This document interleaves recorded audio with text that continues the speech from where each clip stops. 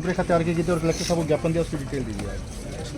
आज संयुक्त किसान मोर्चे के आह्वान पर एमएसपी को खरीद गारंटी कानून का निर्माण करना, किसानों की कर्ज मुक्ति और पिछले आंदोलन में जो सरकार मोदी सरकार ने वायदे किए थे उनको पूरा करने और जिस प्रकार का आज दिल्ली की सड़कों के ऊपर अन्नदाता किसान का दमन चक्र चल रहा है, उसके विरोध में हमने यहाँ पर भारत बंद के तहत कलेक्टर कार्यालय पर प्रदर्शन किया है।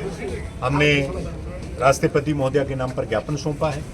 दूसरा, हमारे क्षेत्र की एक स्थानीय समस्या जो यहाँ का सिंचाई पानी, वो रेगुलेशन इस प्रकार का विभाग ने बनाया है कि गेहूं की पकी पकाई फसल को एक पानी के लिए सरकार बर्बाद कर रही है। हमने कलेक्टर साहब से आग्रह किया है कि सिंचाई विभाग को, सरकार को इस मामले को लेकर अवगत कराएं, ये किसान विरोधी रेगुलेशन तोड़ा जाए, अन्यथा किसान है वो आंदोलन करने को मजबूर है।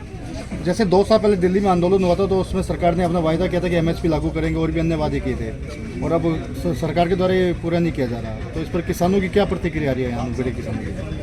असल में ऐतिहासिक किसान संघर्ष के बाद जिसमें 700 किसानों की कुर्बानियाँ हुई और मोदी जी ने पूरे देश के सामने मीडिया को ये कहा कि मुझसे भूल हुई है और मैं ये कानून वापस ले रहा हूँ। किसान नेताओं से बातचीत करके वायदा किया कि एमएसपी को खरीद गारंटी कानून का निर्माण करूंगा और लखीमपुर में जो किसानों को, जो पत्रकारों को गाड़ियों के नीचे कुचल दिया गया था, उन परिवारों के साथ न्याय करूंगा और दोषियों को सजा दूंगा।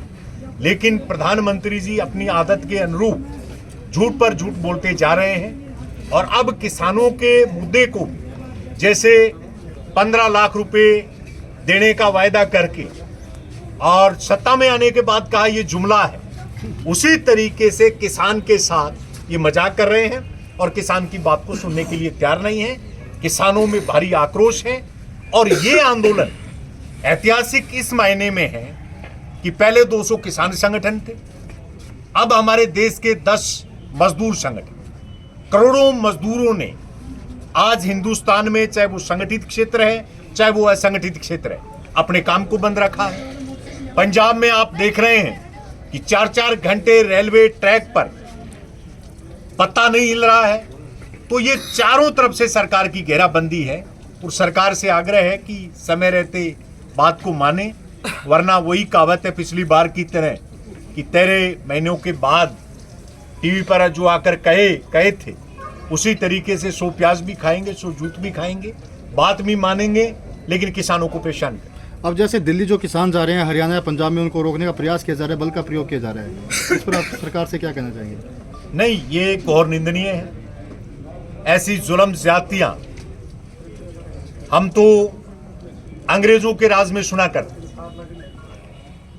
कि हम जिस क्षेत्र में हैं ये भारत पाकिस्तान की बॉर्डर है, इस बॉर्डर के ऊपर ऐसे पुख्ता प्रबंध नहीं है। साली कभी करोड़ों की हीरोइन आ जाती है, कभी कोई ड्रोन आ जाता है, लेकिन अन्नदाता किसान जो देश का पेट भरने का काम करता है, वो दिल्ली दरबार में अपनी बात शांति से कहने के लिए जाए, किस प्रकार वहां पर कीलें, किस प्रकार ड्रोन से उनके ऊपर आंसू गैस छोड़ी जा रही है। और अभी समाचार मिला है कि एक किसान को अपनी जान की कुर्बानी करनी पड़ी। देश का किसान इस सारे दर्द को देख रहा है, महसूस कर रहा है, और निश्चित तौर पर अगर जनता चुप रहेगी तो नंबर सबका आएगा। और तानाशाह पहले भी जनता का कभी मुकाबला नहीं कर पाए हैं, इनको भी डर के यहां से भागना पड़ेगा।